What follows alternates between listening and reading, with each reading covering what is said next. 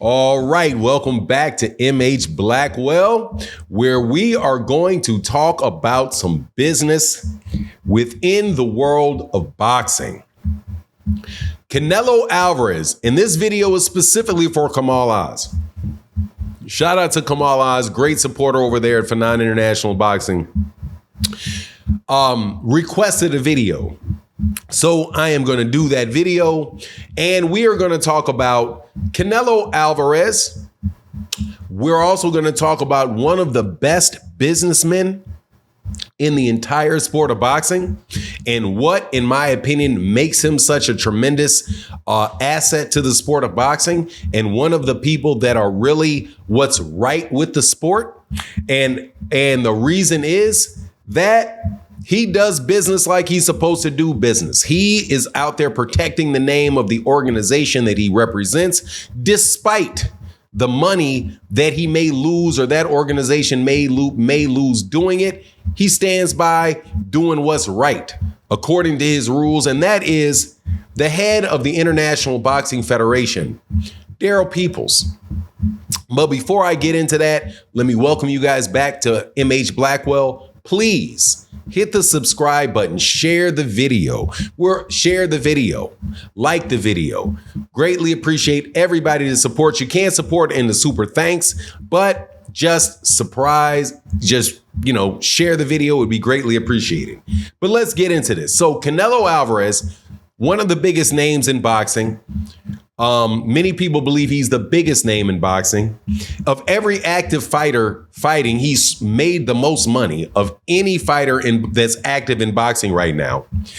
He's had the most big pay-per-view fights of any active fighter in boxing right now. He is basically a walking piggy bank for the sanctioning bodies, the WBA, the WBC, the IBF, the WBO. And for people that are not as familiar with boxing, the IBF, the WBO, the WBC, and the WBA are the sanctioning bodies. They're the ones that organize the fights. They're the ones that have the belts that you see. So and those guys get 3% of his purse or some negotiated amount of his purse anytime he fights. So since his purses are so big, they make a lot of money, and therefore they are willing to, how can we say, bend a couple rules, overlook a couple rules, give Canelo Alvarez the benefit of the doubt, which allows Canelo Alvarez to do things like not have mandatories named for him, allow him to not fight fighters who are at the absolute top of the best guy in that division because he feels like, I don't care about it. And Canelo Alvarez has frustrated a large portion of the boxing fan population with his refusal to fight, specifically at this moment, a fighter named David Benavidez. And so in his next fight, he is going to fight a guy that is what we call in a boxing talk parlance, a cherry pick in Edgar Berlanga. Now, Daryl Peoples, where does he come in? He has been the only person in the IBF, the only organization that has consistently held Canelo Alvarez to task for his responsibilities as a champion. He had a mandatory named for him, I believe it was William Scully. Canelo Alvarez didn't want to fight him. He wanted to fight Edgar Berlanga. What does the IBF do? The IBF says, okay, no worries. Give me your belt then. What? Give me your belt. Yeah, no worries. Give me your belt. We'll have this. We're going to have our guy fight somebody else for this championship. How much money does the IBF lose doing that? A good chunk of change. A good chunk of change. Because 3% of Canelo Alvarez's purse is probably more than the entire revenue that is going to be earned off of a fight with that guy in it. So they say, we're going to forego our big money payday from our biggest champion, cut you loose because you're not following the rules. Because in these rules, it says that when we give you a mandatory, you have to take it because this guy deserves a chance to fight for this belt that we own. The IBF owns that belt. Canelo doesn't own that belt. If you want to hold that belt, you got to fight that guy. Now, is this a one-off? No, it is not. Daryl Peebles has stripped Canelo Alvarez at 160 pounds as well when Canelo Alvarez or Oscar De La Hoya did not sign up to fight Sergey Deverenchenko, a Eastern European fighter who ultimately fought Gennady Golovkin for that title. And honestly, Sergey Deverenchenko, a lot of people thought he beat Gennady Golovkin for that IBF 160-pound championship, but the decision went to Gennady Golovkin, so you can clearly see Sergey Deverenchenko was not an easy fight. Now, that's two. But is it only Canelo Alvarez? Is the IBF picking on Canelo Alvarez? No, because that's what they did to Terrence Crawford. Before Terrence Crawford had decided that he was going to 154 pounds. The IBF said, look, we got this guy named Jaron Ennis, up-and-coming fighter, terrific fighter, that is in position to fight you. If you do not immediately say that you're about to fight Jaron Ennis, you got to give me that belt back.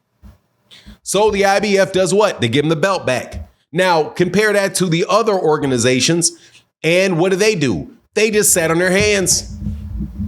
The WBC, even though they know that Terrence Crawford is never going to defend that belt, they sat on their hands. They didn't do anything. What did the WBA do? Same thing, didn't do anything. What did the WBO do? The WBO didn't do a thing. Sat on their hands. As a matter of fact, they even knew he was going to 154 and that he was going to be fighting for a title of 154. They still let him keep that belt for over a year. There's only been one championship fight in the last 12 months at 147 pounds. There's only been one championship fight in that weight class in the last year. One. And there's only been two championship fights in 147 pound division in the last 2 years. There's only been two. There's one championship fight a year at 147. The IBF said, nah, we're not going to do that. We're going to be the one. We about to get him back in. We're going to give that belt. Give me that belt. Give it to Jaron. Now, why do I say that that's such a good thing? And specifically for business, because boxing fans need consistency.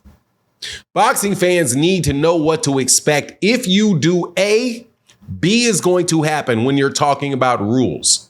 When you are a champion and the sanctioning body has a rule that says you have to fight a mandatory every year, that you are going to hold them to that. Now, in the situation where a champion has more than one belt, then, they need to work it out in between the sanctioning bodies. But at least one of them sanctioning bodies needs to get one of them mandatories. You may have to fight twice a year, one voluntary, one mandatory, and it may take a while to get to it. But when the time is there, you got to do it. And that is for fans to be able to see the fights that they want to see, but also to have very predictable rules. In the NBA, in the NFL, everyone else, we know what the process is for people to win a championship, and that process does not change depending on how much money any particular team or any particular athlete has. Same process for golf, same process, same thing goes for tennis. Boxing is the only thing where you can have people play around with games because there's so many different championships to win and there is no season. So it is even more important for the business entities that oversee the sport, right, within their federation, within their council, to apply those rules in a way that gives faith and confidence to boxing fans that support that organization as well. Because the money that comes from the fighter and goes to the sanctioning body is ultimately the fans' money. It's the money that maybe comes from money that a network wants to show, the fans give money to the network one way or the other, and the network may give the money to the fighter. Or you got fight fans that go directly buy it on pay-per-view, give it directly to the fighter, or go buy tickets and give it directly to it. Any way it goes, it all comes back down to the customer. So Daryl Peebles is the absolute top as far as it comes with the sanctioning bodies of keeping the promises that its business makes to its customers, which is ultimately the fight fans that watch the fights, and holding their champions, Canelo Alvarez, Terrence Crawford, responsible for following the rules that they lay out and being willing to enforce it, whether or not it may be a bad look for money or a good look for money in that particular circumstance. And sometimes you just got to do the right thing for your customers. And that to me is why the IBF is the best run sanctioning body, the best run organization in boxing. Better than the WBC, better than the WBA, better than the WBO. The IBF even has a rehydration clause in their rules for fighters that fight for their title exclusively, saying, look, we're also going to go out of our way. And even though some fighters may not want to fight with us, like Devin Haney wouldn't want to fight with them, right? Because they're like, oh, let me gain all this weight after the weigh-in, and the IBF says no and holds these people accountable to that. Also, the IBF doesn't play. They will strip you for not doing what you're supposed to do. You gotta love that. That is real. That's the way you're supposed to operate a business. Sometimes, and it's all kind of businesses. If you have your star employee is disrespecting your customer, you know what you got to do. As much as you love that star employee and that star employee, when they start doing things that make your whole organization look bad and drag down the value of your organization, sometimes you got to let them go, no matter how well that they're performing and how much money they bring in, because they're not going to be there forever. And you're going to have to continue to do business into the future. But anyway, that's my take on it. Kamal, you got your video. Thank you for requesting it. And I will do other videos that people request, provided it focuses a good amount on business and operating a business, even if it's connected with boxing. But that's my take on the matter. Please let me know what you think in the comment section. And with that, I'm out. Deuces.